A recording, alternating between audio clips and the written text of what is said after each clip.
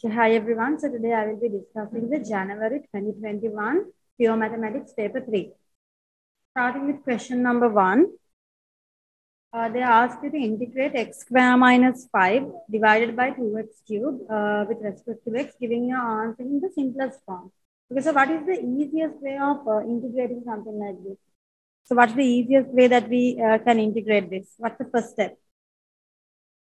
So the easiest way to do this is you separate this. Okay, so you have x square minus 5 over 2x cube with respect to x. The easiest thing is you separate them out. You split the numerator by using the single denominator, x square over 2x cube minus 5 over 2x cube with respect to x. Okay, and then what happens is you need to simplify each section separately.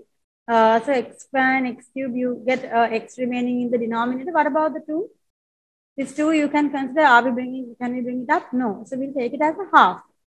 So it's half into 1 over x. Are you with me? This one minus 5 over 2 is a constant. Keep it 5 over 2 and x to the power 3.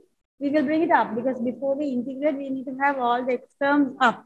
In this case, we will keep it as 1 over x because it comes up as x to the power minus 1. And when it comes to integration rules, you know, we have the integration of 1 over x, isn't it? Okay, so then it's time to integrate now. So half times 1 over x integration is ln x. Are you with me? Minus 5 over 2 times x to the power minus 3. When you integrate, this is the first rule of integration. You add 1 to the power minus 3 plus 1 minus 2 divide by minus 3. Don't forget the plus c. So final answer, half ln x minus 5 over 2 into minus half is plus 5 over 4. X to the power minus 2 plus c. Okay, so this is the answer for question number 1.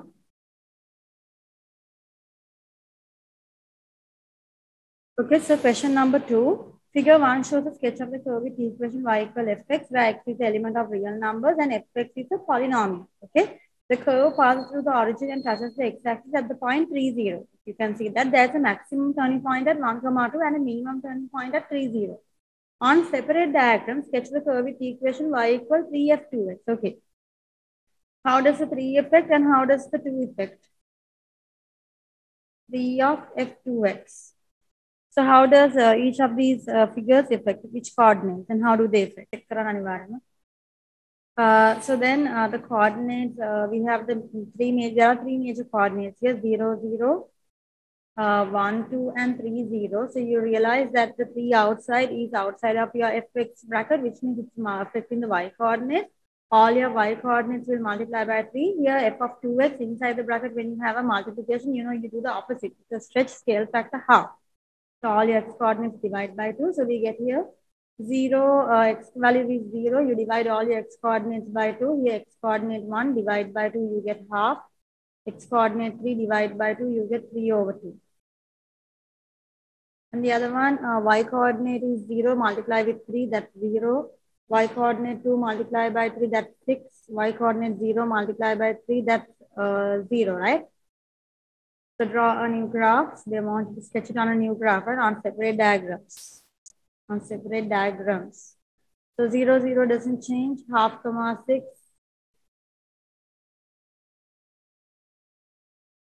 Half comma 6, 3 over 2 comma 0.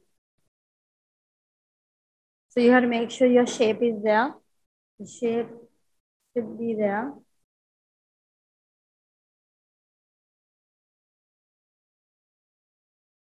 Okay, so in this manner, the shape. Okay, half comma 6, 3 over 2 comma 0. So this is the graph. This is the y equals 3 times f of 2x graph. Okay, Roman number 2. Y equals f of minus x minus 1. Okay, how does it affect here? F of minus x. What do you mean by f of minus x? Basically, it's minus 1x. Okay, so when you have minus 1x, you know, you divide your x coordinates by minus 1, isn't it? Or in other words, when you just have simply f of minus x, you learn in P1 that this is what? This is a reflection in which axis? F of minus x is a reflection in the y-axis. So because the positive x coordinates become negative, the negative x coordinates become positive. So Sometimes you can just looking at it, remember f of minus x is a reflection in the y-axis, or else simply to say the x coordinates are dividing by -1, because we had to do the opposite of -1 multiplication. Opposite of -1 multiplication is division by -1.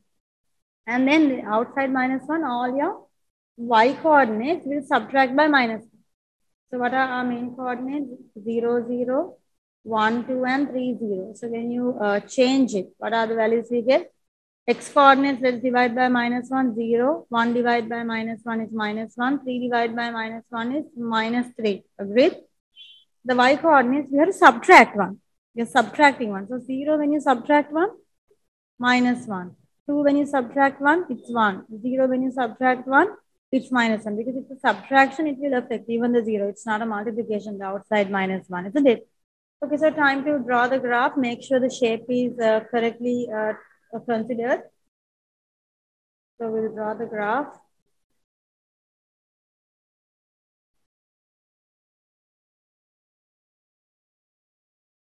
So 0, -1 comes down over here, right? And then -1, +1. X is -1, y is +1. And -3, -1.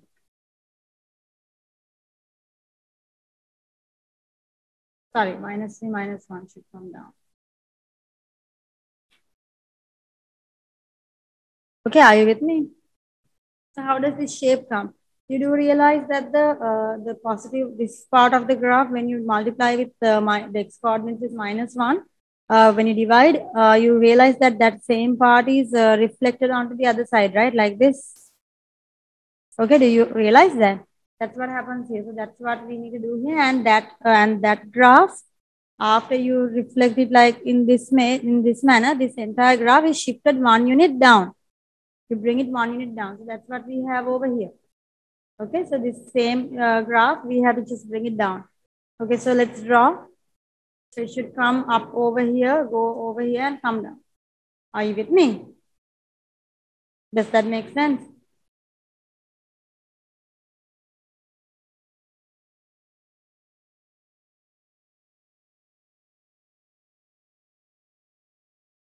So this is the graph. The graph of f of -1x -1. Okay, so is this clear? Okay, so you can see here I've turned this graph the other way. Can you see? It's turned the other way and it's brought 1 unit down. Okay.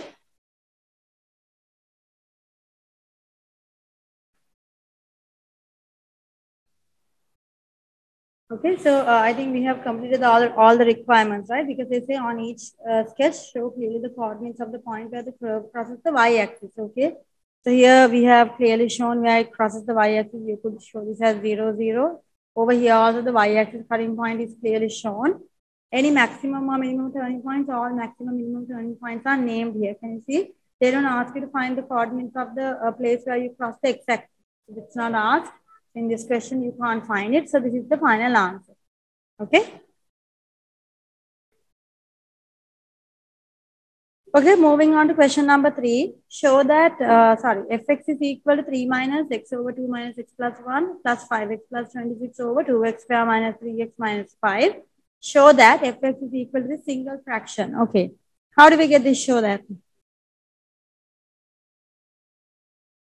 Fx equals 3 minus x minus 2 over x plus 1 plus 5x plus 26. Can I know the factorization of 2x square minus 3x minus 5? 2x minus 5 and x plus 1. So it's better to have it factorized. Okay, so now let's get the common denominator. Are you with me? So what's the common denominator? X plus 1 and 2x minus 5, or 2x minus 5, x plus 1. The order, it doesn't matter.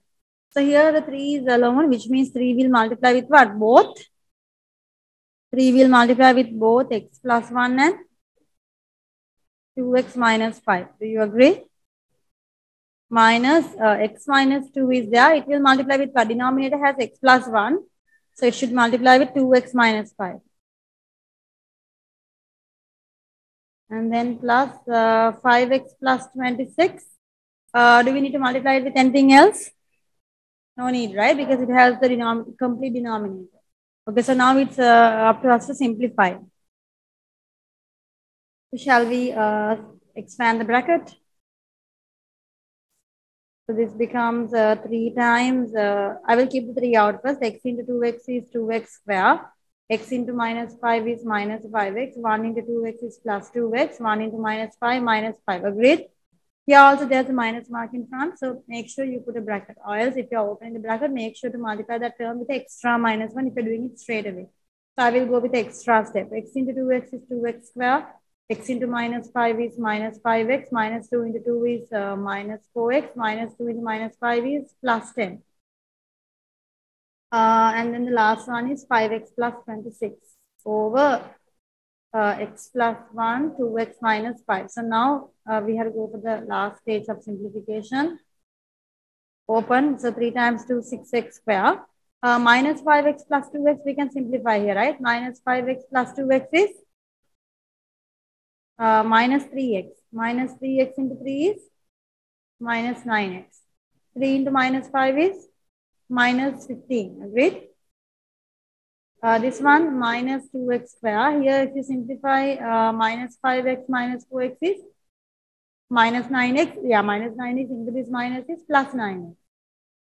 Then minus into plus 10 is minus 10. Finally, 5x plus 26 divided by x plus 1, 2x minus 5. So now it's time for us to simplify the like terms.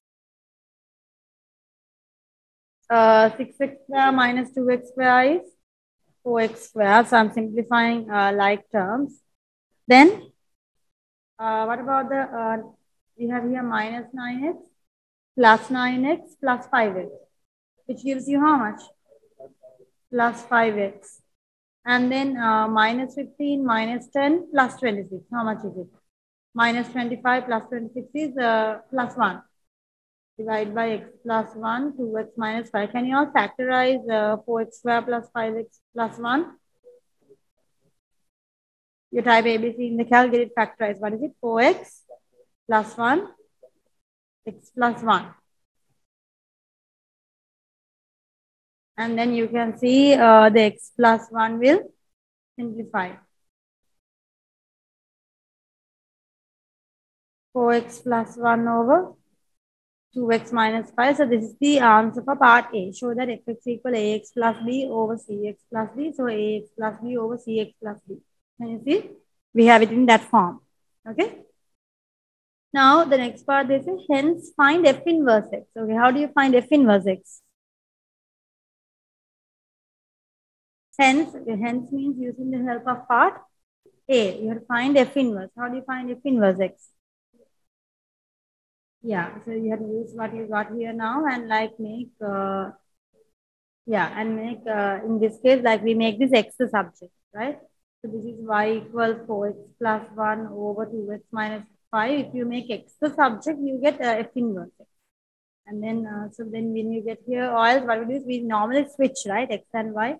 So when we switch, or shall I switch it at the end? Y times 2x plus y. I'll get x in terms of y. 2x minus 5. Y times 2x minus 5 equals 4x plus 1. So 2xy minus 5x equals 4x plus 1, which gives me, I'll take the x terms to one side. Sorry, this is 5y, right? So I'm trying to make x a subject. So I'll bring minus 5y here and bring the 4x here. I get 2xy minus 4x equals 1 plus 5y. So when I take x out, 2y minus 4 is equal to 1 plus 5y. So I'm capable of getting now x in terms of y. X is 1 plus 5y over 2y minus 4.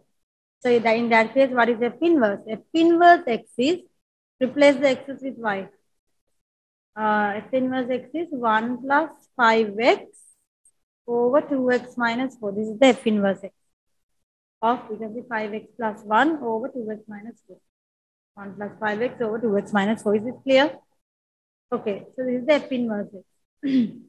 Okay,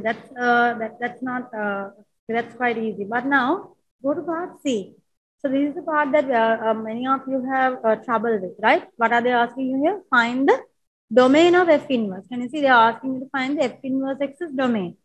So what do we know about F inverse X's domain? F inverse X's domain is equal to what? The Fx's range. Are you aware of this? F inverse X's domain is equivalent to Fx's range. So what we do here is now for Fx, they have given you the domain that they are considering. So for Fx, for the Fx graph, yeah, the graph is only considered for X values larger than 4. So for X values larger than 4, you are supposed to see how the Y values are behaving, the range. So that the range, the behavior of Y values will give the behavior of X values in the inverse. Because, you know, in the inverse function, X and Y will switch. Basically, the X coordinates become Y, Y coordinates become X. So basically here, the domain of Fx becomes what?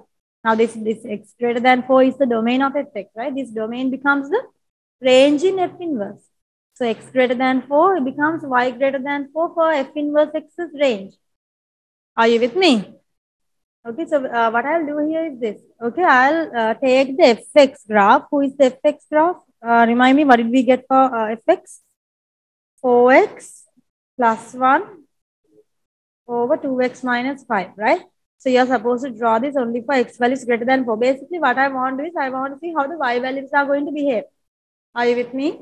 I'm trying to see how the Y values behave. Now, you do realize when you have X on top and especially when you have X in the denominator, this is a what type of graph?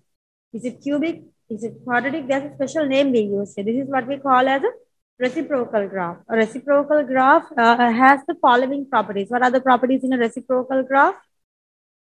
Okay, it's just 2 marks, but to get these 2 marks, you must know the methods, okay? So in a reciprocal graph, what are the things you have? You have mainly 2 asymptotes. There are 2 asymptotes. And then normally your graph will either go on either side of the asymptote in this manner, or it can go in the other way, one of these two. So either it goes in these 2 sides, or the reciprocal graph goes with these 2. So you just have to decide, basically you have to mainly see first, who are your 2 asymptotes? That's the first thing to do. So you agree with me? Okay, so what I'll do is quickly, I'm going to draw a quick sketch of this graph because I want to see how the Y values are behaving when X is greater than 4. Okay, number 1, the first thing is, what are our asymptotes? Who are the asymptotes? You're looking at this function. Do you see that we have the denominator 2x minus 5? You know the asymptote is the place, is the X value who gives you math error. In the math error, any X value who gives you math error for the function is the asymptote. So which X value gives you math error? Math error occurs when your denominator is 0. So when your denominator is 0, that's when you get math error. So what's the X value that makes your denominator 0 here? So you just get 2x minus 5, just make it equal to 0. Okay, so I'm going to get the asymptote. So 2x equals 5, which gives me X equals 5 over 2. 5 over 2 is 2.5, right? X equal 2.5. This is the vertical asymptote. Are you with me? This is the vertical asymptote. How do we get the horizontal asymptote? There is a easy way. There are 2 ways to get the horizontal asymptote. There are 2 ways. Okay. One way is because you have found the inverse. Do you see that we actually found Y in terms of X? Can you see? To get the horizontal asymptote, okay, we got Y equals 4x plus 1 over 2x minus 5. Can you see? Sorry, not that. Not that. Sorry. We got, where is X equals? We got X equals, what did we get here? X equal 1 plus 5y over 2y minus 4. Can you see? We got X equals 1 plus 5y over 2y minus 4. Are you with me? So in this graph, to get the other asymptote, when you have X in terms of Y like this, you can make what? The denominator 0 again, because this is the Y value who gives you math error. Okay, so to get the other asymptote, you make 2y minus 4 equals 0, which gives you 2y equals 4, which gives you y equals 4 divided by 2 is 2. So this is the which asymptote? This is the horizontal asymptote. Are you with me? So these are our 2 main asymptotes. Just to give you an idea, sometimes If they ask you to get the range without going for the inverse, now you saw I was using the help of part B, right? The inverse function. There is another way to get this horizontal asymptote, just an extra step here, alternative method for horizontal asymptote, okay? Alternative method to find horizontal asymptote. Okay, I'm writing fast.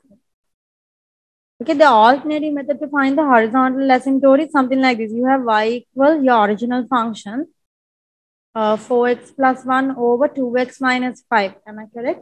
What we do is in such, now you can see the highest power of x you have is x to the power 1.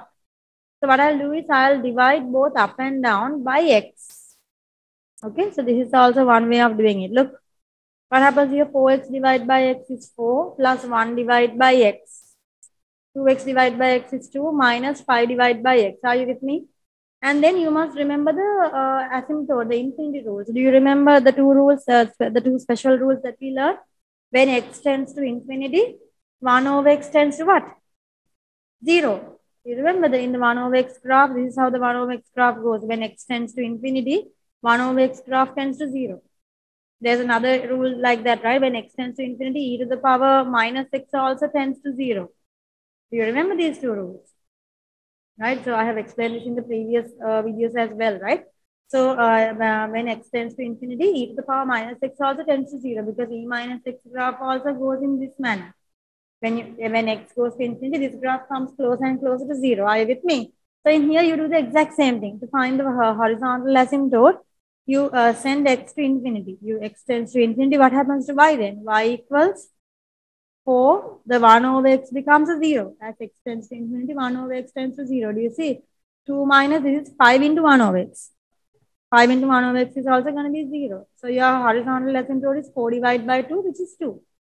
So this is another way of getting the horizontal asymptote. Okay, both of these methods are okay. You can either get the inverse function, the help of the inverse function to get the horizontal asymptote, or using the original function, you can go with this rule, 1 over x tends to infinity, 1 over x tends to 0 rule. Okay. Okay, now I have, so by any one of the two methods is fine. Now we just need to quickly draw the graph and see how it behaves. So how does it behave? So for x values between from where to where, you are supposed to, first we'll draw the asymptote. The asymptote is 2.5. The asymptote x value is 2.5, y value is 2. Okay, now you have a decision to make. Are you going to draw your graph in this side like this? Or is the graph going to go in the other side like this? Okay, so that's the decision. How do we decide that? Take your calculator, take the original graph, just replace, give it some x value. I would definitely want to see where the graph cuts the y-axis. Can you put x as 0? Replace x with 0 in this graph, because anyway I want to see where this graph cuts the y-axis. I'm sketching the 4x plus 1 over 2x minus 5 graph. So when x is 0, I get y equals 4 into 0 is 0 plus 1 over 0 minus 5. So I get minus 1 over 5, right? So when x is 0, y is minus 1 over 5. Do you see? Which means what? This graph is going which way? You can see it's in this quadrant, which means it's in this part. So which means the graph goes like this. And that means automatically the other one should go over here. Are you with me? Okay, now they tell you that we don't need all of this. The question says x values are only considered from where? Greater than 4. So this is the 2.5, which means 4 is somewhere over here. You are only supposed to be considering the graph for x values greater than 4. So only this section should be considered. Are you with me? Only this section is to be considered. So all the other parts actually we can completely erase it. Can I know what's the y value when x is 2, when x is 4? When x is 4, replace x as 4. Y equals 4 times 4 plus 1 over 2 times 4 minus 5. How much? So this is the y value This is the y value when x is 4. So you can see now how does the graph behave. So only this red color part of the graph is considered. Everything else is not there because we remove. Only the x value is greater than 4 is considered. So for x value is greater than 4, are you with me? For x value is greater than 4, this is the only part of the graph we need. How are your y values behaving? How are your y values behaving? Your y values are behaving bigger than the smallest y value you reach over here is 2, right? The asymptote. And the highest y value you reach is 17 over 4. Okay, the green color parts of the graph do not come. 17 over 3, sorry. And the equal mark doesn't come here because at x is greater than 4. They don't say x is greater than or equal. If they said here x is greater than or equal 4, then this should be a colored dot. And I would use y is less than or equal 17 over 3 if this was a colored dot. But for asymptote, we definitely don't use the equal sign, right? For the asymptote, the y is definitely greater than 2. Over here, the unequal mark does not have the equal sign because the x greater than 4 didn't have it. If it had it, if the equal mark was here greater than or equal, then this would be less than or equal 17 over 3. Okay. So now for this case, for just x greater than 4, it's y less than 17 over 3. So now if this is the answer to the question, they ask you to find the domain of f inverse. Now what we found here was this is the range of fx. Are you with me? This is the range of fx. So what do we know? Domain of f inverse is the range of fx. Domain of. So when you're writing the domain though, can you write it in terms of y? No, domain should be written in terms of x. So you will write x is greater than 2, less than 17 over 3. Are you with me? Okay, so you need to do this like really fast. You can see it's just 2 marks, but even though it's just 2 marks, to get to this conclusion, I mean, you need to like think about the graph and see how the values are occurring and remove the unnecessary parts of the graph. Okay. So I've given the detailed explanation. It's just 2 marks. They just give you about the 2 marks for writing this. You do not get marks for any of these calculations or the asymptotes or the graphs. Okay. You only get marks for writing this. Okay.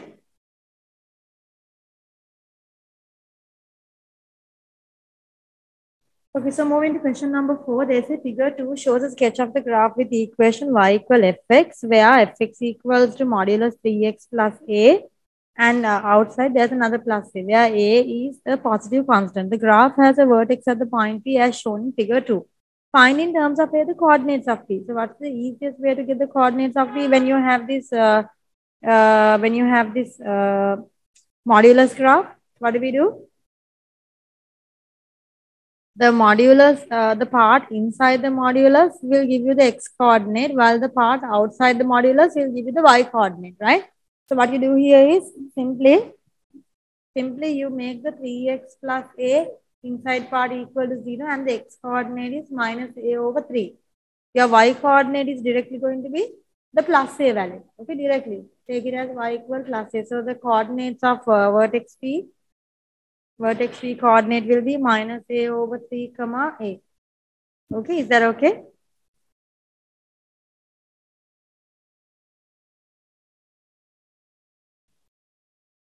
Okay, so the next part, they tell you sketch the graph with equation y equal gx, where gx is equal to modulus x plus 5a. On your sketch, show the coordinates in terms of a of each point where the graph cuts or meets the coordinate axis. Okay, so you have to find the place where the graph meets the coordinate axis. Okay, so first thing is, let's write the graph name. Gx is equal to modulus x plus 5a. So first what I do is normally, I just take the normal graph, remove the modulus mark and take it as a normal graph as x plus 5a and we'll draw this, right? You know the modulus graph, the graph does not go below the x-axis, right? So your vertex will form at the x-axis. So first we'll get the cutting points when x is 0. So let's get the cutting points. We need all the places where the graph cuts the y-axis and the x-axis. When x is 0, I get y equals 0 plus 5a, which means y is 5a. And when y is 0, 0 equals x plus 5a, which means x equals to minus 5a. Are you with me? So these are the two points, right? So the coordinates when x is 0, y is 5a. And when y is 0, x is minus 5a. So this is how the typical line would go. But what's the rule now? You know, your graph doesn't go below the x-axis. Are you with me? So this is one part of the line. You don't draw it the other way. Now what do you do? The same graph, you reflect it exactly to the other side. And the same way from the vertex, you do a symmetric reflection. Okay, so do a symmetric reflection. You must show these two places. The intersecting or the meeting points with the axis must be clearly written and clearly marked. So I'll write here over here the intersecting point. This was 0, 5a. This was minus 5a, 0. Make sure these things are clearly written. And make sure it's marked on the sketch. Okay? Yeah, this should be not 0, minus 5a, right? It's x, y minus 5a, 0. Okay? Be cautious. Yeah, minus 5a, 0. This is 0, 5. Yeah, so then we have done that. Next part, 5 marks. The graph with the equation y equals gx. Y equals gx is what we sketched just now. Okay, intersects the graph with the equation y equals fx. This one. Okay, it intersects at 2 points. Find in terms of where the coordinates of the 2 points. Okay, so you're supposed to solve the equation fx equals gx. Okay, so how do we solve it? Okay, so how do we solve it? Okay, so in this question, there's a chance that many people would go wrong, right? You typically do gx equals fx, and you take the positive and you take write down these two graphs and make the positive terms equal and take another equation for the negative terms. So that doesn't work like that. So what you need to do here is you need to actually have an idea of the individual graphs that you have drawn here, and you need to decide which graphs, which functions you need to solve simultaneously with each other. Okay. Now, first thing is when we take a modulus x plus 5a, you know it's made up of two individual straight lines, isn't it? What are the two individual straight lines? The first one was the y equal x plus 5a. The first line that I drew, isn't it? This one, y equal x plus 5a. And then the reflected one, you saw that this is the one that I reflected, right? Because I stopped drawing the graph to this side and I reflected this part to the other side. The reflected part is the negative part of the modulus, right? So this graph will have the equation y equals minus x minus 5a. Are you with me? Similarly, I want you to do the same thing over here for this graph. In here, what's the equation of the first line? So fx equal modulus 3x plus a. If I take the positive part of the modulus, you get 3x plus a. I get 3x plus 2a. And the other graph, if you take the negative part of the modulus, minus 3x plus a plus a. So this gives minus 3x minus a plus a, which is minus 3x. Are you aware of which is which? Who is the, out of these two graphs, you can see the this line has a positive gradient. While this one is coming down, this straight line has a negative gradient. So this should be y equals minus 3x. This should be y equals 3x plus 2a. So 3x plus 2a means the intercept with the y-axis is at 2a, isn't it? The x is 0, so we can see. And we also have the point P coordinates. Point P, this coordinate here is minus a over 3, comma 0. Comma a. Are you with me? So then you just now saw that we drew the graph. Now you're supposed to solve fx with gx, right? So now we drew the gx graph separately. But what you could do is, now since this graph is not being used for any other purpose, you could just quickly draw the sketch of the gx graph on top of this graph to see which and which lines are actually meeting. So gx graph, the main coordinate was 0, 5a and minus 5a, 0. Are you with me? So I think you can clearly see that 5a is going to come way up, right? 5a is way up over here, isn't it?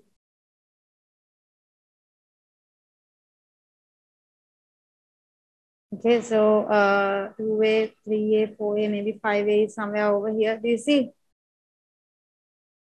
And 5a is over here. Are you with me?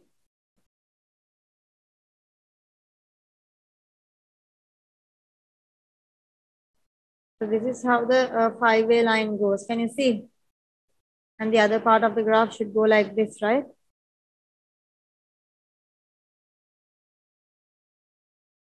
A reflection of this line should go on the other side. Because I think you can clearly see what's happening here now. Which graphs are intersecting? So the original graph, this one, y equal x plus 5-way. So this graph is y equal x plus 5-way, while this one was y equal minus x minus 5-way, right? So do you see which, now they're asking me to find the place where they intersect. The intersects at 2 points. What are the two intersecting points? So you can see clearly one intersecting point occurs between the graphs y equal minus 3x and y equal x plus 5-way.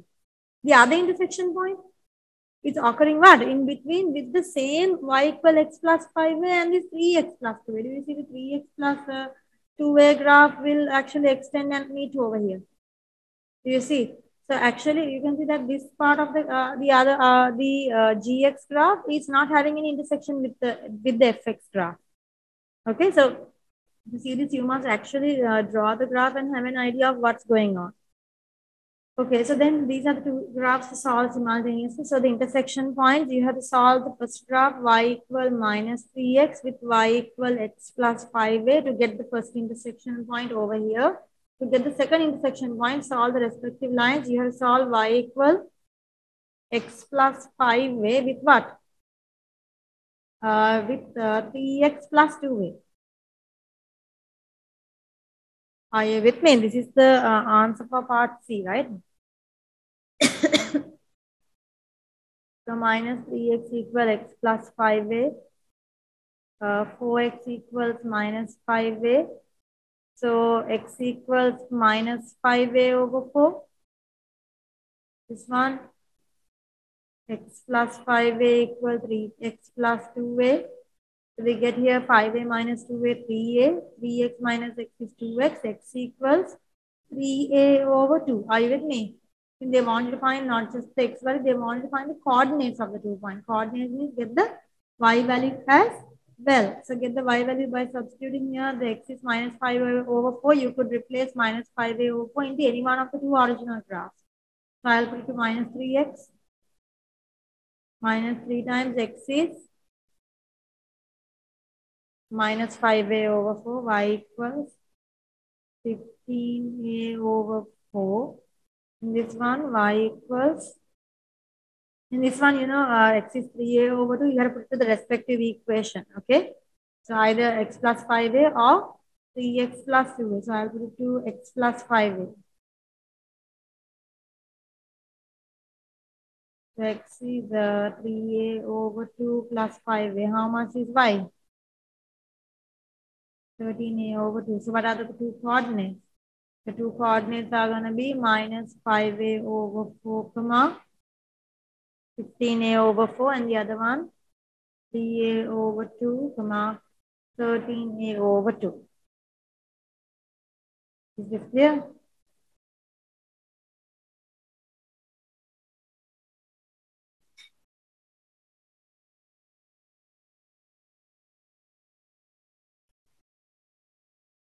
Question number 5, the temperature theta degree inside an oven, t minutes after the oven is switched on, is given by theta equal a minus 180 e to the power minus kd, where a and k are positive constants.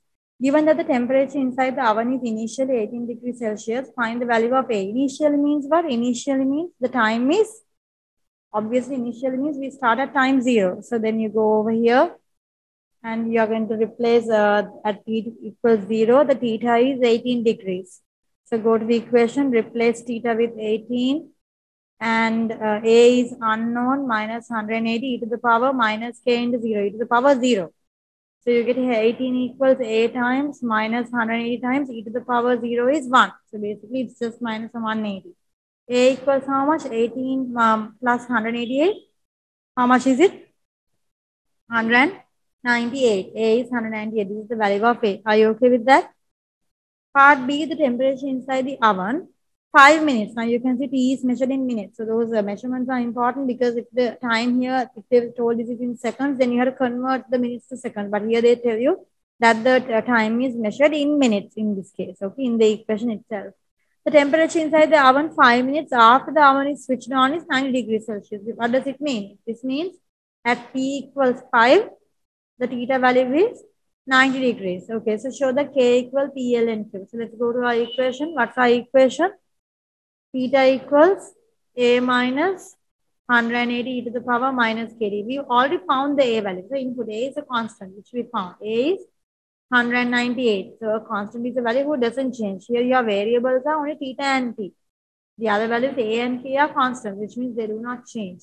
Okay, now let's input the value. Time is 5, theta is 90. Theta is 90 equals 198 minus 180 times e to the power minus K into T is 90. Are you with me? Simplify. Shall I bring this whole negative term over here as a positive term and bring the 90 over here? So I get 180 e to the power minus K times 90 equals 198 minus 90. How much is 198 minus 90? 108. 108. And then e to the power minus K times 90 is equal to 108 divided by 180. How much is the simplified answer? Miss, isn't T 5? T is 5. Sorry. Yeah, T is supposed to be 5, right? I have replaced T also with 90. Sorry. T should be 5. Yeah. Can you see? K into 5, huh? E to the power minus 5K, basically. How much is 180 over 180? 3 over 5. So now to make K the subject, what do? We use ln, log to both sides. Ln is log base E. So minus 5K comes forward and you get ln E. Because ln, better you use a bracket ln 3 over 5. So, you know, ln E, log base E is 1. ln E is 1. Okay, you know, ln E is log base EE. This is definitely equal to 1. When the base and the number here are equal, it becomes 1. So K equals minus 1 over 5 times ln 3 over 5. Do you agree with me? K equals minus 1 over 5 times ln 3 over 5. Because minus 5 goes as a division. Okay? Is that clear? So, show that K equal PL and Q, where P and Q are rational numbers. So, we got PL and Q. Can you see?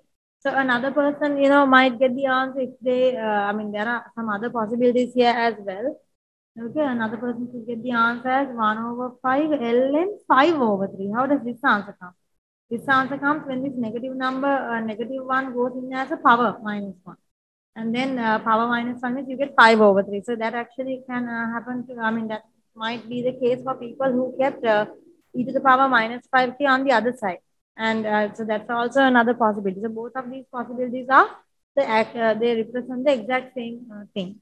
Okay, so both of these answers are considered, both of them are exactly the same. So they are both correct. You could leave your answer as either one of them. Okay. Next part. Hence, find the temperature inside the oven 9 minutes after the oven is switched on, giving your answer to PSF. So, we now have the complete equation, right? Theta equals A is 198 minus 180 e to the power minus KD. What was the K value? K value is 1 over minus 1 over 5 ln 3 over 5. Okay. So, shall I for now keep it as K? KT, because it's a hassle to input it right now. What we'll do here is first we'll input the values. Okay, we'll put the K value afterwards. They say the rate of increase of the, the temperature inside the oven 9 minutes. So 9 minutes after means T is 9. They're asking you to find the temperature after 9 minutes. Okay, replace TS and get theta. So here just type in the cal 198 minus 180 e to the power K is, what was K? Minus 1 over 5 ln 3 over 5 into time is 9. So this is actually a matter of typing in the calculator, isn't it? This is a matter of typing in the calculator. 198 minus 180 into e to the power minus 1 over 5. Can you see?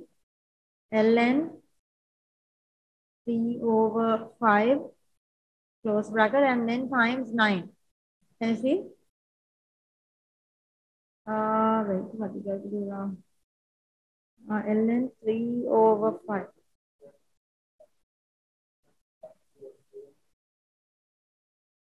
Yeah, it's a negative KT, right? Yeah, it's a negative KT. So this should be minus KT.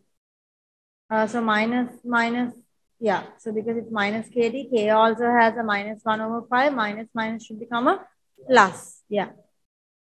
Okay, so over here, minus into minus, this should be a plus 1 over 5. Yeah, so we get 126.22. So which is to 3SF 126.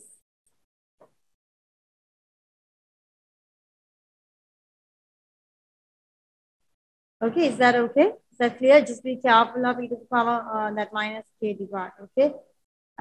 Okay. The next part, D, the rate of increase. When you see the word rate, what comes into your head? The word rate. Rate means you have the differentiation, dy by dx. So in this case, d theta by dt, because theta is the y variable, t is the x variable. The rate of increase of the temperature inside the oven. So d theta by dt. Okay, rate of increase of temperature means the d theta by dt inside the oven 9 minutes after the oven is switched on. Okay, so you're supposed to find. You have to find the here, hence find the rate of increase of the temperature inside the oven 9 minutes after the oven is switched on. Give you answer in degrees Celsius per minute to 3SF. How do we get that?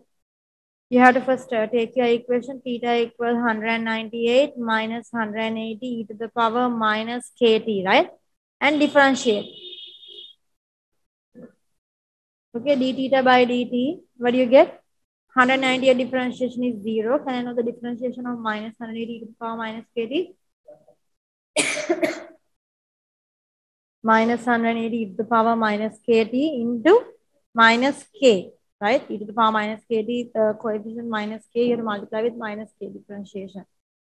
So d theta by dt equals 180 into minus K, both are negative. So 180K e to the power minus KT. So now you have to get the temperature inside the oven 9 minutes after. So T is 9.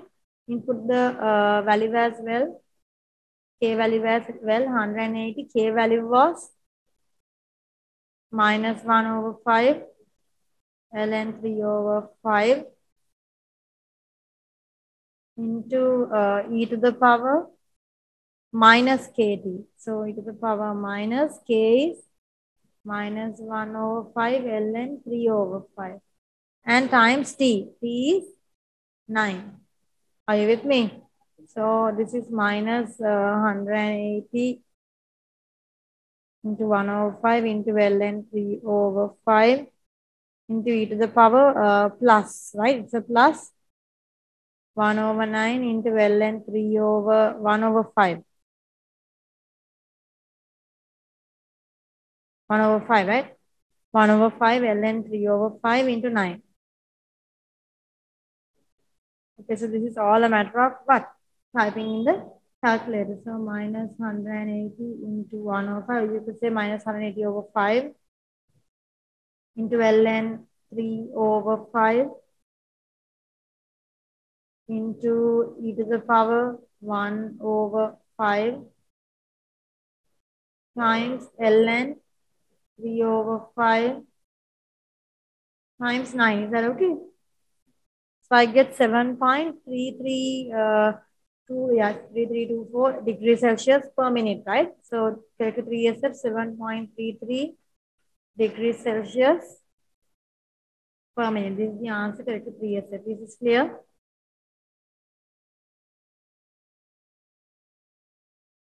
Question number 6, they say fx is equal to x times cos x over 3. Find f dash x. Okay, f dash x means what? You have to differentiate. Okay, let's differentiate. Question number 6, they say fx is equal to x times cos x over 3. Find f dash x. How do you find f dash x? You have to differentiate, and in this case we use product rule, right? Because that's product of two x functions, so each one stays while the other differentiates. So x stays while cos x over 3 differentiates to give you what? Cos differentiation is minus sine x over 3, and then you have to differentiate into x over 3 differentiation, which is 1 over 3. Are you with me? That's a chain rule. And then now you write the plus mark, and the cos x over 3 stays while you differentiate x. When you differentiate x, you get 1. Are you with me? So when I rearrange, I get this as minus 1 over 3 minus 1 over 3 x sine x over 3 plus cos x over 3. Is that okay? So this is the f dash x. Okay, find f dash x. Then part B, they ask you. In part B, they ask you, show that the equation f dash x equals 0 can be written as k arctan p over x. Okay, they want you to make the f dash x equation equal to 0. So let's equate it to 0. F dash x is equal to 0. I get minus 1 over 3x sine x over 3 plus cos x over 3. Are you with me? I'll take the minus 1 over 3x sine x over 3 to the other side. It goes as plus 1 over 3x sine x over 3 equals to cos x over 3. Now, how do we create this tan here? Yeah, so if you to create the tan, you should have a sine over cos, right?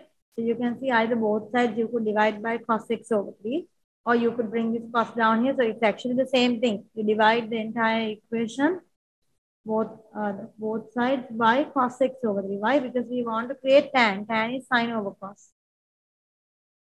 So when you divide, you get here 1 over 3x sine x over 3 divided by cos x over 3 is tan x over 3. On the other side, cos x over 3, when you divide by cos x over 3, it's a 1. So you get tan x over 3 equals to 3 over x. Okay, is that okay? Okay, so tan x over 3 is 3 over x. So removing the tan removes the other side as arctan, tan inverse, right? Arctan is, in other words, tan inverse. So arctan 3 over x is equal to x over 3. So x equals 3 arctan 3 over x. So this is the show that. Can you see with the k value here? Both are, and there are two k values here. Both of them are going to be 3. Can you see?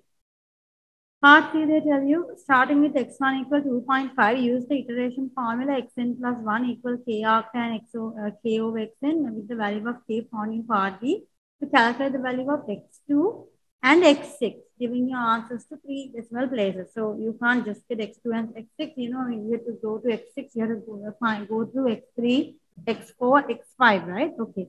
So what we'll do is first, let's use the formula xn plus 1 equals, who is our k value? It's 3, right? 3 arctan 3 over xn.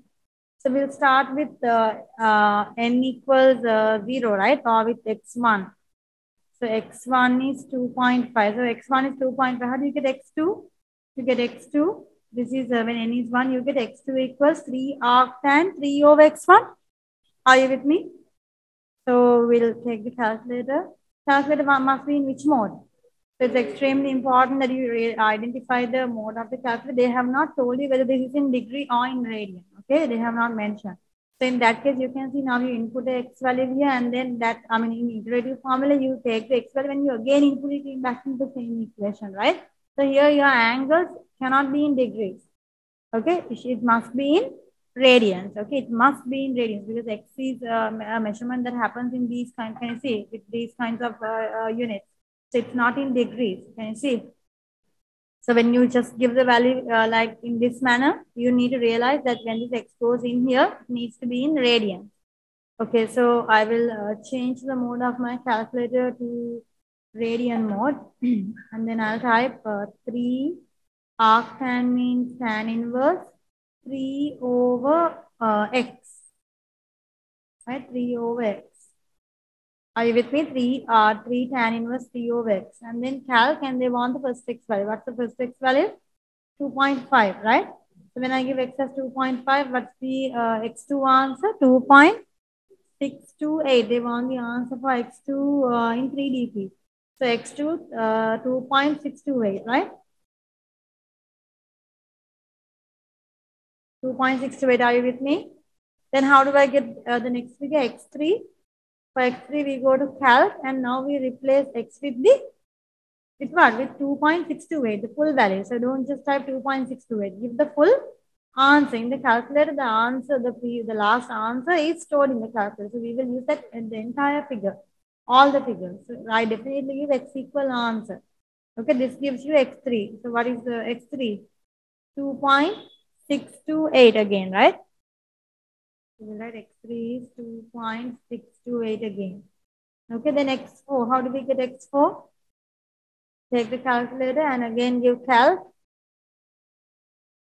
And give the, sorry, I think I had to press the equal mark again, right? I didn't press the equal mark again. Yeah, 2.554. Sorry. 2.554. Yeah, I had to press the equal mark twice to get the answer. Yeah, so this is when x is 2.68, it's 2.5541. Okay, then you press calc and give x as what? The answer again, the 2.554, the full value, we give it as answer, x equal answer, and then they show the answer. Now, this is the value they are inputting. So press the equal mark again, and then you get 2.5965. When you correct to 3 dp, 2.597, x5. Again, you go to the calc and give x as answer, and press the equal mark twice, 2.5721, 2.572. And finally, we come to x6, which is what we want to find here, right? So calc and give x as answer, 2.586. So x6 is 2.586. So they want to see x2 and x6. So this is x2, this is x6. Find the values of x2 and x6, giving you answers to 3 decimal places. Is clear?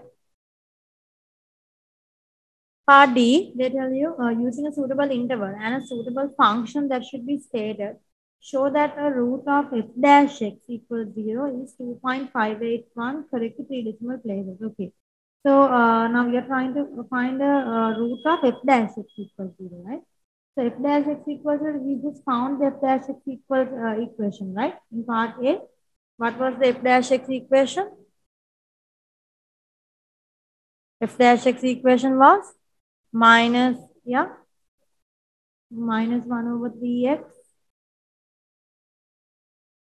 sin x over 3 and plus cos x over 3. So we make this equal to 0. And then you have to show that there is a sign change for this, right? Yeah. Yeah, we can take this equation, f dash, yeah, show that the equation f dash x equals 0 can be written in this form. Yeah, we can take this. When f dash x is equal to, no, this is the x value. So you are trying to, no, they are asking you here to use a suitable function, right? So this is the f dash x function that you need to use, because in this one, when once they've made f dash x 0, they've made x a subject here. Right, so we made x a subject, not entirely the subject. There is x inside as well. So you have to use this function. You have to make this equal to 0. Okay, this is what you should equal to 0. And then what you have, the x value they have given, you have to show that 2.581 is correct, is the root correct to 3 dp. How do you show that 2.581 is correct to 3 decimal places? You go for the upper bound and lower bound for 3 dp. So how do you correct 2.581? The upper bound and lower bound for 3 dp. The fourth figure is 0, right? You correct the fourth figure. The fourth figure is what has been corrected. So I want to find the original boundaries. So what are they? 2.5815. The other one 2.5805, right? So so any number in between these, if you correct to 3 dp, you get this answer. Now let's input the boundaries. F dash 2.5815 and f dash 2.5810. Make sure calculator is in radian mode. Let's type the equation. Cal is in radian mode. Minus 0.1505. This one.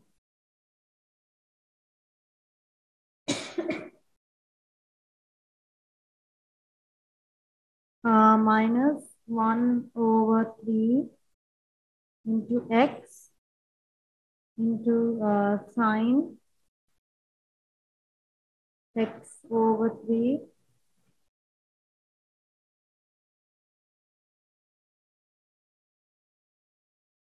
plus cos x/3. Okay, then give the x value 2.5815, right?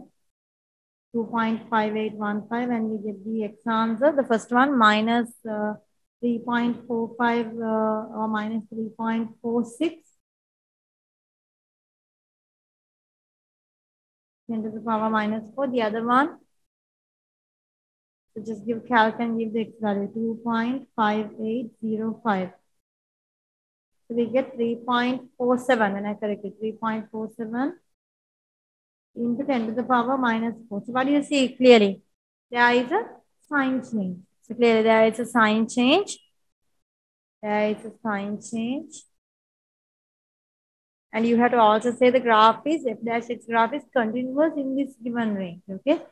It's continuous. So there's a sign change, and you know this graph is continuing, right? You don't have any asymptote. There's no x in the denominator. There's a sign change, and function is continuous.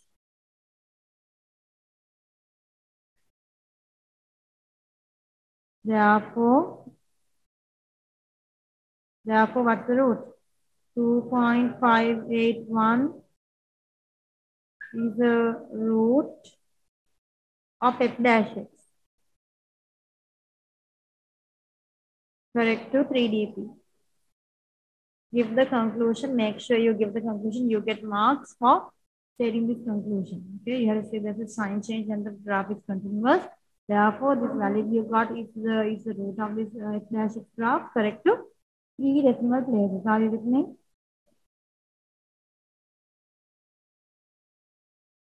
Okay, so moving on to question number 7. They say prove that sine 2x over cos x plus cos 2x over sine x is identical to cosec x. Okay, how did you do this proof?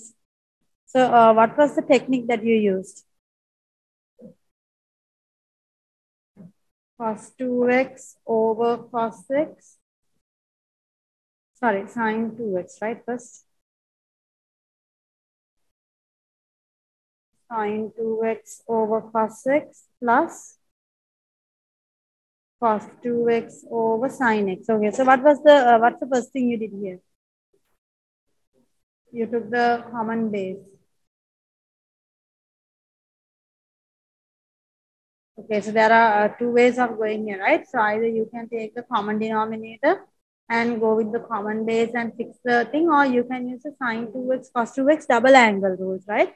Okay, so which one shall we go with? Okay, so both of the methods are okay. Either you can go by using sine 2x to sine x cos 2x with 2 cos x minus 1, or 1 minus 2 cos x, or the other option is that I take the common denominator here and then multiply. This becomes sine 2x into sine x plus this is cos 2x into cos x. Is that okay? So this is when I take the common denominator. So who is this? This is when I think to make it look like one of our formats, you have sine a plus b, sine a minus b, cos a plus b, cos a minus b, right? So if you remember what is cos a minus b, cos a minus b is cos a cos b plus sine a sine b. Do you see that's the rule we have on top here? If you exchange these two and write cos 2x cos x plus sine 2x sine x divide by sine x into cos x, you get here, this is cos a cos b plus sine a sine b, which is cos a minus b. A is 2x, b is x over sine x into cos x. Cos 2x minus x is cos x over sine x times cos x. So you can see a cos x will cancel out and you have 1 over sine x. So 1 over sine x, in other words, is the cosec x, which is the show that. Is that clear? Part B, hence solve for theta greater than minus pi over 2 less than plus pi over 2. 7 plus sine 4 theta over cos 2 theta plus cos 4 theta over sine 2 theta equals 3 cot square 2 theta. Okay, they say use the word hence here. Hence means use the help of part A. Now, do you see in part A to B, how do we match? Do you actually see that we have this section over here very clearly? Can you see? What have they replaced x with? What have they replaced x with? Can you see? To sine 2x cos x, sine 4 theta cos 2 theta. They have replaced x with 2 theta. Do you see? So this is the x is replaced by 2 theta, which means what the answer for this? The answer for this part, when you replace x with 2 theta, you get the answer as cosec 2 theta. Okay. So when I write this reader, I can write 7 plus, instead of writing this section, I can rewrite this as cosec 2 theta equals 3 cot square 2 theta. Can you see? This is we get this equation. Now, if you want to solve this, you need to have it in a single type of a trigonometric function. Either everything should be cosec or everyone should be cot. How do we convert this to a single type? Yeah, so we have to use the help of an identity. What is the identity? 1 plus cot square A equal cot square X equals cosec square X, right? 1 plus tan square sec square, 1 plus cot square equals cosec square. Do you remember this? So what I'll do here is we will replace the cot square 2 because here it's a cosec theta. There's no power here. So we'll take the cot square 2 theta and replace it. So you can say here 1 plus cot square 2 theta is equal to cosec square 2 theta, which means cot square 2 theta is equal to cosec square 2 theta minus 1, right? Are you with me? So I get here 7 plus cosec 2 theta equals 3 times cot square 2 theta is cosec square 2 theta minus 1. So when you do like this, you can see it converts to a single type.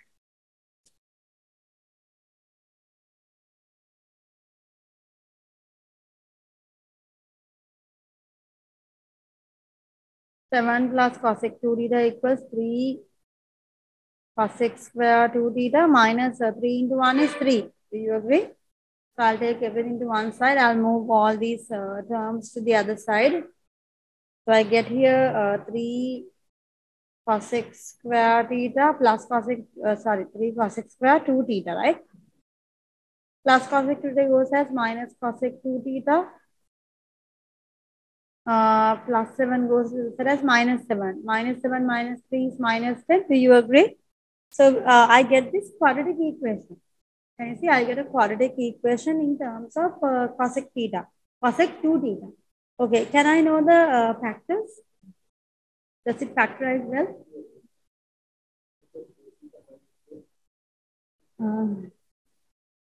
So I get here what? Cosec 2 theta minus 2, 3 cosec 2 theta plus 5. Basically, you treat this like a quadratic equation. 3x square minus 6 minus 10. Type the factors in the calculator and then you get the two factors. In terms of x, you get x equal to and x equal minus 5 over 2. Right? So that's what it's instead of the x in the calc. So just to show you.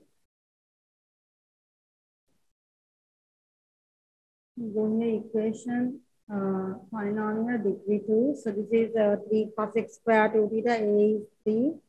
Minus 1 cosec 2 theta minus 10. And then you get the answers for cosec theta. So first answer cosec theta equal to factor is cosec 2 theta minus 2. The other one cosec 2 theta is equal to minus 5 over 3. So you take 3 cosec 2 theta plus 5. Okay, so now so that shows the factorization, the steps. It's important you show the steps in your quadratic simplification. So cosec 2 theta minus 2 is 0. We get cosec 2 theta equals 2. Do you agree with me? The other one, we get cosec 2 theta equals 3 cosec 2 theta equals minus 5. So cosec 2 theta is minus 5 over 2. Okay, we have to solve it now. So we'll convert cosec to sine, right?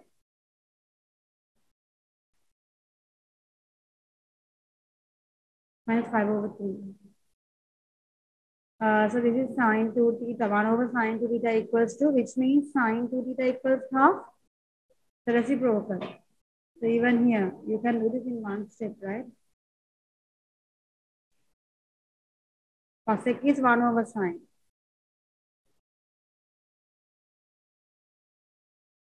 Minus 3 over 5. Okay, so now we have the two coefficients. We have the two sign ratios. Now you have to solve it in the given range. So the range for theta is from where to where? Theta range was given to you from minus 5 over 2 to plus 5 over 2. However, you can see now we have not theta, we have 2 theta. So I will say let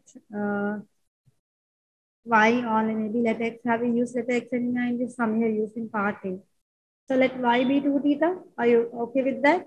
So theta range was given to you from minus 5 over 2 to plus 5 over 2, right? So 2 theta will be, when you multiply with 2, what happens? Minus 5 over 2 times 2 is minus 5 plus 5 over 2 times 2 is plus 5.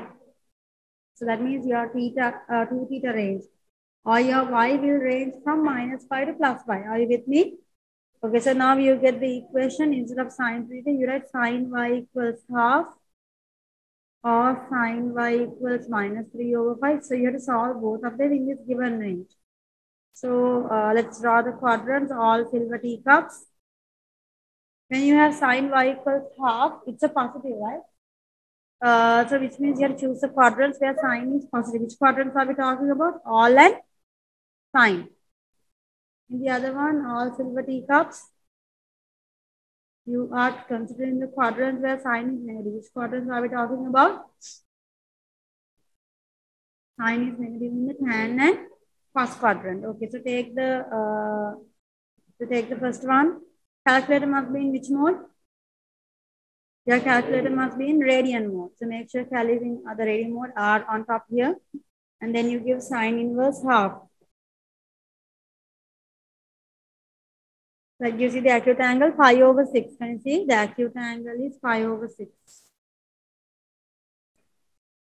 Okay, so let's try the two answers. So we are supposed to go only until plus 5. And the other side we go until minus 5. So I think we can write the first answer here, right? For y. Y is 5 over 6. What's the next answer? 5 minus 5 over 6. Can we go any further? Can I travel to the other side from minus 5? No, I didn't get any solution for the minus 5 side. So this is it. Y equal 5 over 6 and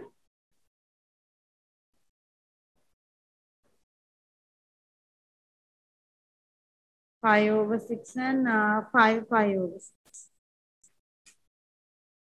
The other one, sine inverse for the negative one. So when you are given sine inverse in the calc, are they given the negative? No, I have told you the negative. I have told you previously. This negative mark is only used to identify quadrants. So we have used that. We have used the fact that sine is negative in the tan and cos quadrants.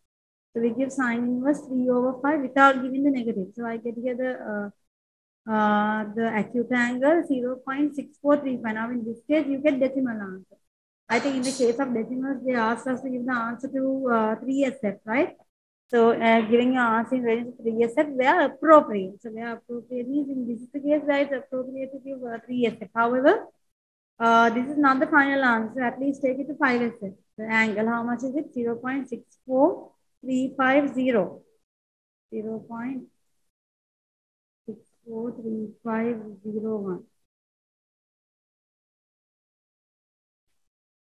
Okay, so what are the angles that we take? So do we take, can I take from the top here and come down in this manner? No, you're passing pi. You're passing pi radian. Are we supposed to pass pi? No, your angles are less than pi. So I can't go in that side. But which way can I go? I have to go negative downwards because we can go until minus pi. So first answer, y is minus 0.64350. What's the second answer? You continue until here. So from pi, 180 means pi, you subtract because in radian, make sure you write pi, not 180. Pi minus 0.64350, and this should be a what answer? Because you are going behind, the angle should be negative. Are you with me?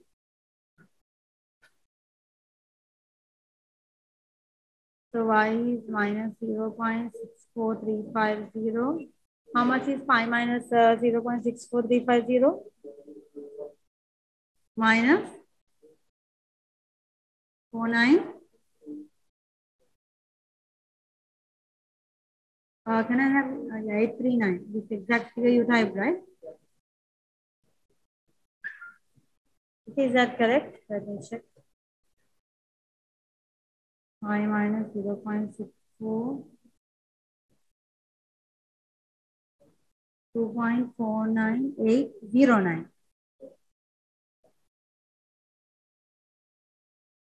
Okay, so this is the answer for y. Now, what answer are we trying to find? The question says you to find theta. So, who is y? Y is equal to 2 theta. Divide all these answers by 2 and give the answers for theta in one range. Theta equal 5 over 6 when you divide by 2, it becomes 5 over 12. 5 pi over 6 when you divide by 2, it becomes 5 pi over 12. Can you divide this also by 2 and give it 3SF minus 0.64350? Minus 0.64350 divide by 2. What do we get? Minus 0.322. Correct 3SF. And the next one.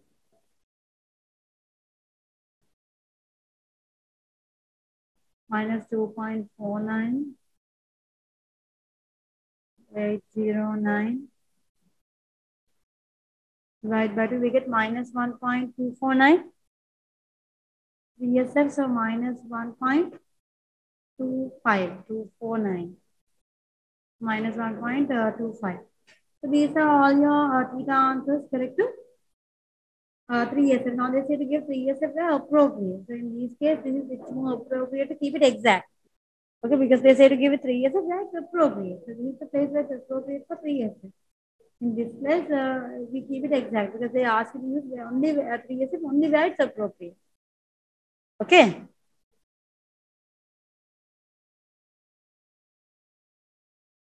Balana. Okay, moving on to question number 8.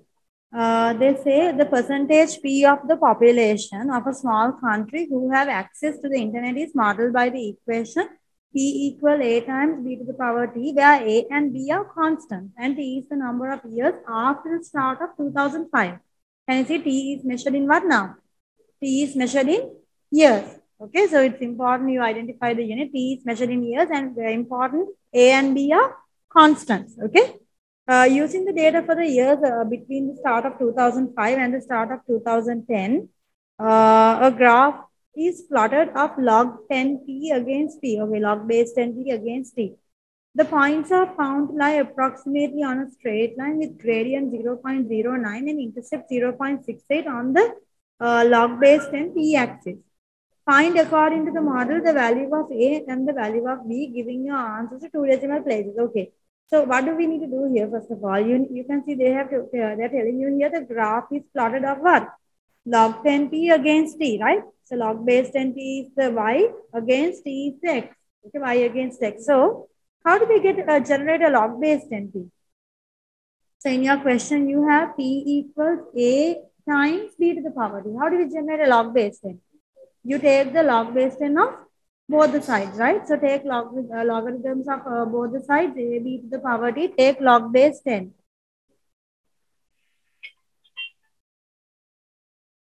Take log base 10.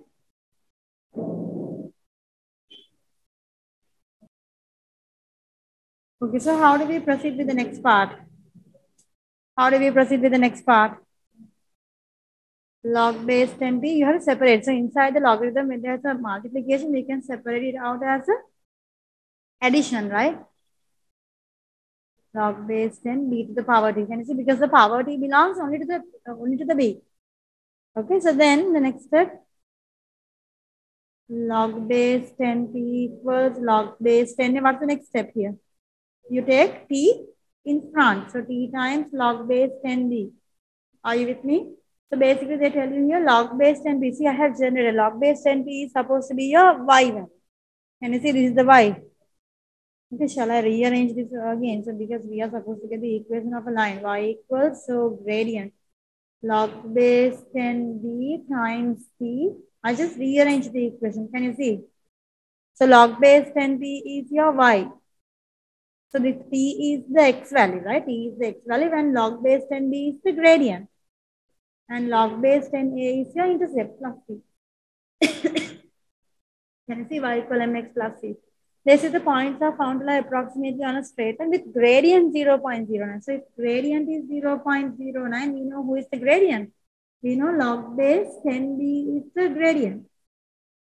Is that okay? So log base 10b is the gradient, that's equal to 0.09. So now you can find the value of b. Turn log to index. So in turn log to index, what happens? 10 to the power b equals 10 to the power 0.09 is log to index. Then they say to give the answer correct to 2 dB. How much is the value of b? 10 to the power 0.09 is 1.23 correct to 2 decimals. Okay, and then the intercept, they have told you the intercept on the y-axis is 0.68. So c is 0.68. So intercept, capital C. So intercept is log base 10a, right? Which means a is equal, when you turn log to index, a equals 10 to the power 0.68. Are you with me? How much is a?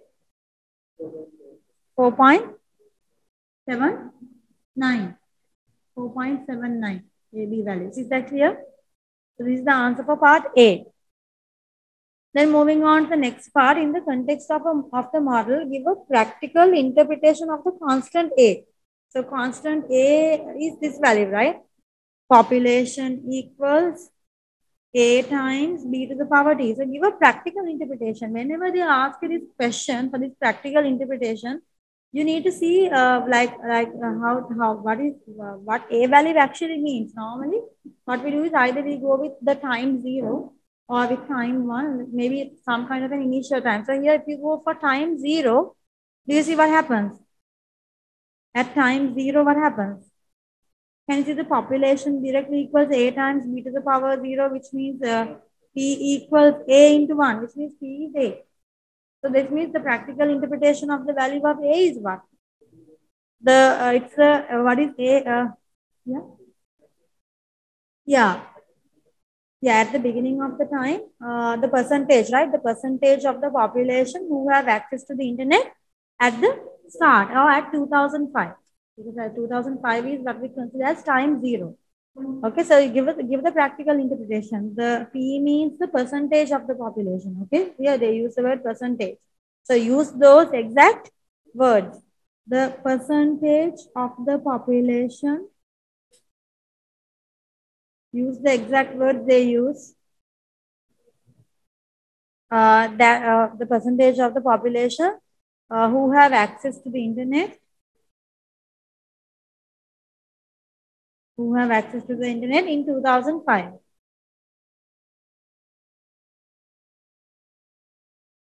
At the start or at the beginning. At the beginning of 2005.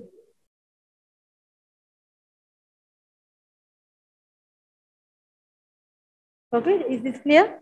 Because at time 0 means you are at the beginning of the year, right? So time 1 means 1 year has passed. Time 0 means at the very start, so at the beginning of 2005. Okay, or at the start of 2005. Part C, they say use the model to estimate the percentage of the population who had access to the internet at the start of 2015. So at the start of 2015, Okay, so use the model. What do we do here? We started 2005 and they want how many people have access at the start of 2015. What do you have to do? P is how much? So to the start of 2005 to start of 2015, you have 10 years, right? So population, the percentage of the population, we use population is A times B to the power D. We just found the AB values. A is 4.79 into B is 1.23 to the power P. So percentage population equals 4.79 into 1.23 to the power just 10 years. Are you with me? So they were, can I have the answer correct to 3 SS? 38.0 to estimate the percentage of the population. So P is 38.0.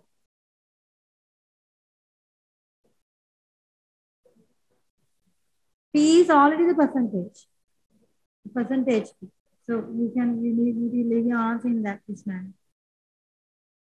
Okay? Okay, so moving on to question number 9.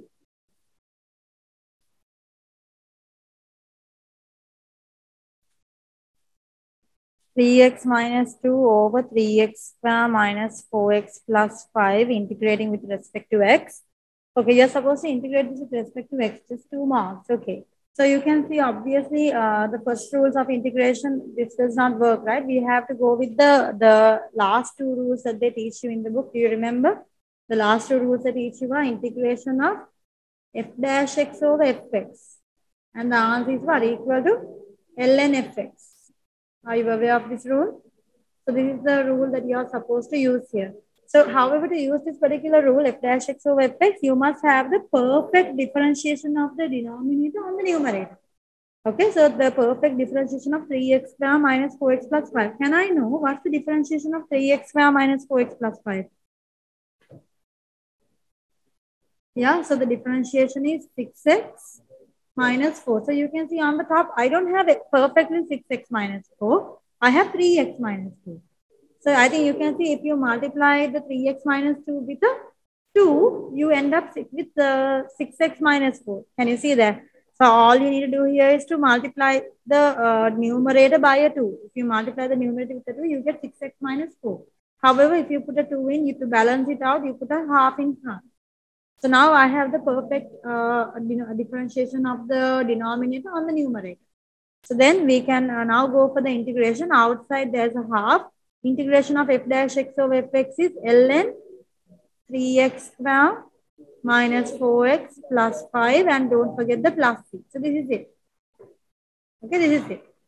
This is clear? Roman number 2. Okay, Roman number 2.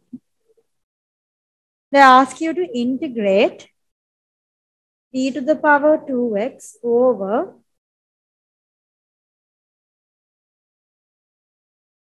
e to the power 2x minus 1 whole thing to the power 3 with respect to x. So again, for this one also, there's another rule they introduce you in the book, right? Integration of f dash x fx to the power n in your P3 book, in the integration, the last part of integration. F dash x fx to the power n, the answer is, what was the answer? Fx to the power n plus 1 over n plus 1 plus c. So this is the rule. So actually to do this, this n could be any power. Okay, it doesn't matter whatever the power of n is, the inside function, you must have the perfect differentiation of the inside function outside. Okay, regardless, just disregarding the power, whatever your function of x in here, the perfect differentiation of this function must be there outside. If it's there, then we can go with this rule. So now you can see here, I have a power 3. So that's, when you check this question, your denominator has a power. 2x minus 1 has a power of 3. So that's the reason I can't go with the first rule. So I have to go with this. So if I'm going with this, I need to have this denominator in the numerator. So I need to have it on top. So which means this needs to be rearranged as e to the power 2x times e to the power 2x minus 1 whole thing to the power minus 3 with respect to x. Okay. So now, can you all tell me, now this is supposed to be my fx. What's the perfect f dash x?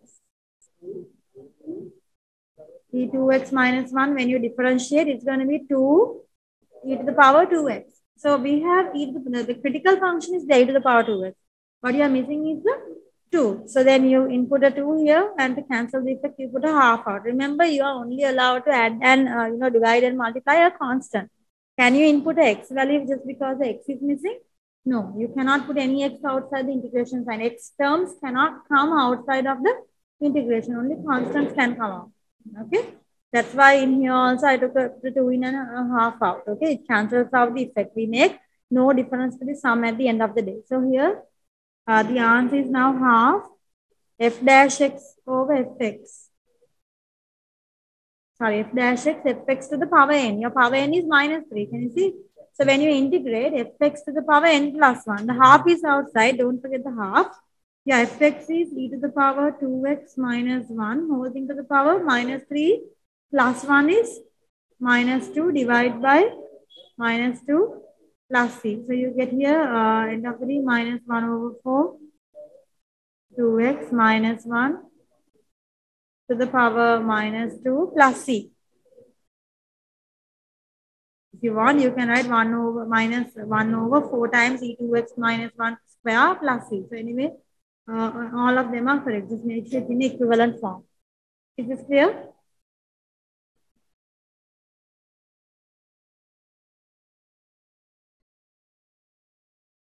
Okay, so moving on to question number 10. They say the curve C has equation x equals 3x squared 2y. The x is greater than 3 and y is greater than 0 and less than pi over 4. Find dx by dy in terms of y. Can you see? You're supposed to find dx by dy. So how do we find dx by dy? Now, normally we say dy by dx, right? So dx by dy means with respect to y. So actually what you could do is you could keep x in front and differentiate with respect to y. If you differentiate with respect to y, then x differentiation with respect to y is dx by dy. And when you differentiate a y with respect to y, it becomes a 1. Okay, so what happens here is when you differentiate with respect to y, I will write here what I'm doing. Differentiating with respect to y.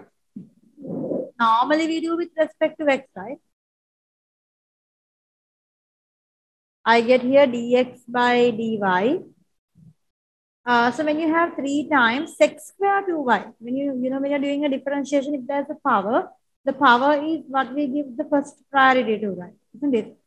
So this is sec 2y to the power 2. So what happens when you differentiate? First the power comes front, and this is sec 2y to the power 2 minus 1, which is 1. And then into, go inside and differentiate sec 2y.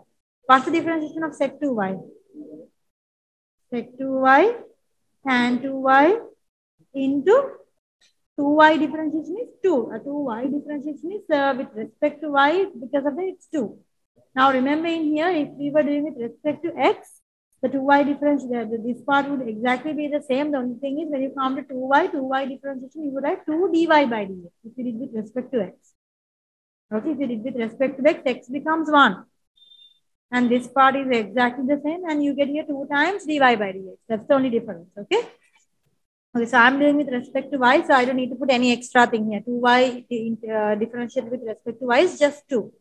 Okay, so I have dx by dy in terms of y. So we'll just rearrange the whole thing. Dx by dy equals 3 times 2, 6, 6 times 2, 12, 6 square 2y, tan 2y. This is the answer for dx by dy in terms of y. So moving on to part B, hence show that dy by dx is p over qx root x minus 3. Do you see everything is in terms of, it's in terms of x, not in terms of y. Now you can see here dx by dy I have in terms of y. But here they have dy by dx, which means they have taken the reciprocal. But the answer is not in terms of y, it's in terms of x. So you have to find appropriate substitutions for sec square 2y and tan 2y. How do we find substitutions? So, so first one is sec square 2y. You can see x is 3 sec square 2y, right? Which means who is sec square 2y? Sec square 2y is x over 3, agreed? What about tan 2y? How do I create a x substitution for tan 2y? By using the identity 1 plus tan square theta equals sec square, right? Now in this case our theta is 2y. So 1 plus tan square 2y equals to sec square 2y. Who is sec square 2y? We just found out sec square 2y is x over 3. Are you with me?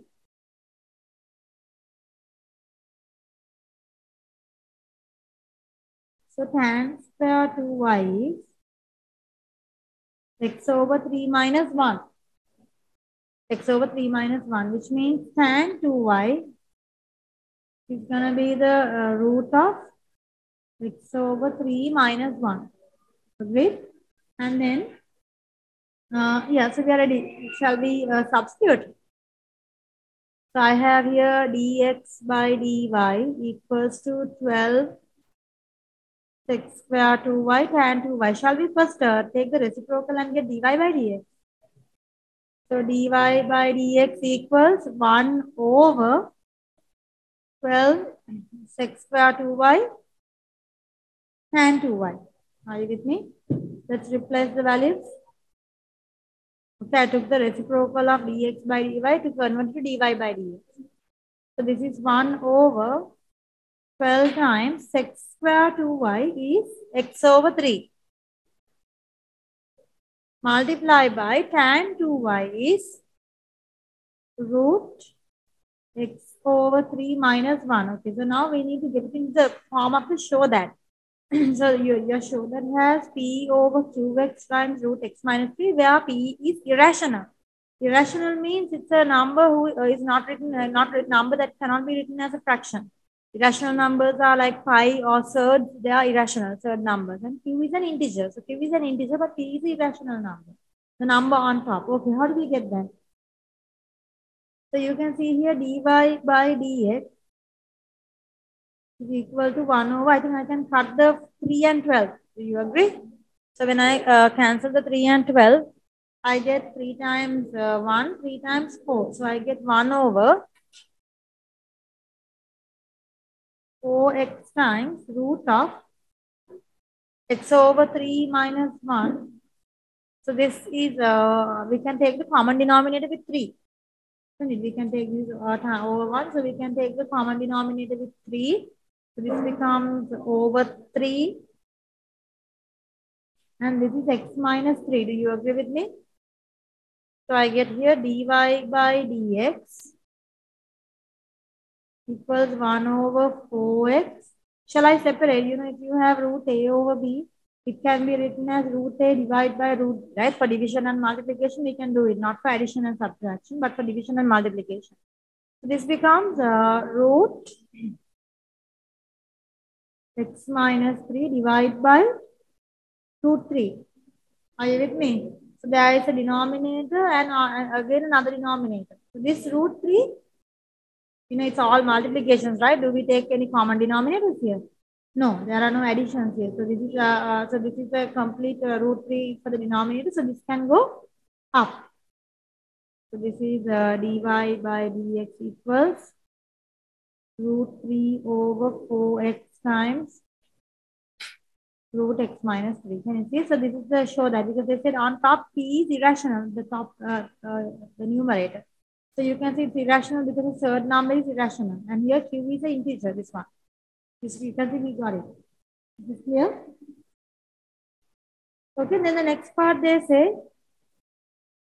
find the equation of the normal, the curve at the point where y equals pi over 12, giving your answer in the form y equal mx plus c, giving m and c as exact irrational numbers, which means again third number. Okay, exact irrational numbers. Okay, so everything should be exact. Okay, how do we get the equation of the normal? So you know normal is perpendicular to whom? So if you have a point and you want the normal to that point, you know normal is perpendicular to whom? The tangent, right? So you have the tangent. Normal is perpendicular to the tangent. Are you with me? Normal is perpendicular to the tangent. So gradient of the tangent is usually found by using whom? Dy by dx. Okay, before going for dy by dx, I think we first need to get our x value. Shall we get the x value? Who is the x value? When y equals pi over 12. Get me the x value. X equals 3 sec square 2y. 2y is 2 times pi over 12. So how do you give sec in the cal? You don't have sec in the cal. So 3 over or 3 into sec is 1 over. 1 over what?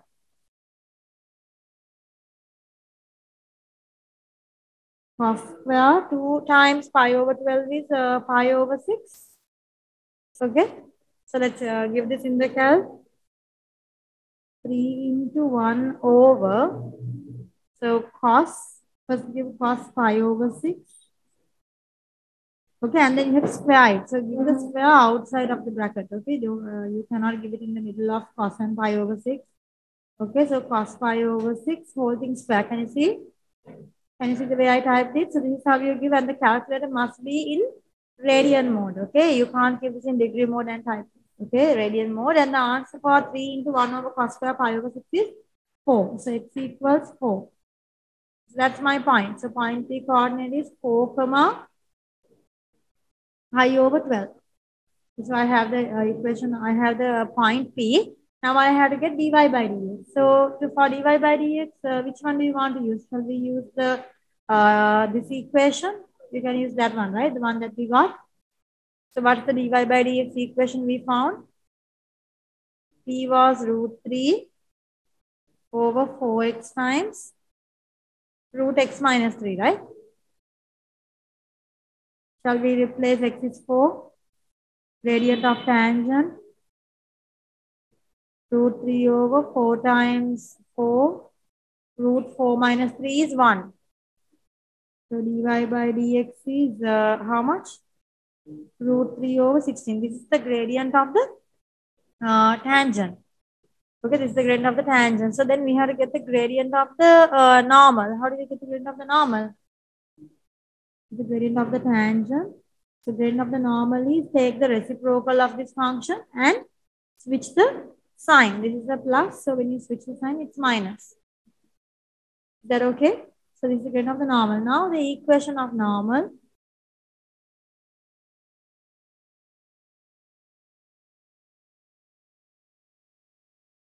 Y minus y1 equals radian x minus x1. Y minus y1 is pi over 12. Radian is minus 16 over root 3. X minus x1 is 4, right? I think the question says you to find what? Make y the subject. So you have to make y the subject. Y minus pi over 12. Shall I rationalize before I open? Minus 16 root 3 over 3 is when you rationalize. Okay, so I multiplied up and down by root 3 to rationalize. Y minus pi over 12. Shall we open the bracket? Minus 16 over 3, 16 root 3 over 3 into x is minus 16 root 3 over 3x. Minus into minus is plus. 16 root 3 over 3 into 4 is, how much is 4 times 16? 64 root 3 over 3. Okay, and then yeah, so to make y the subject, minus 16 root 3 over 3x plus 64 root 3 plus pi over 12. Right, so this is the equation of the normal. So you gave your answer in exact form. M and C are irrational numbers, as you can see here. Okay, is this clear? Okay, so this is the end of this P4 paper.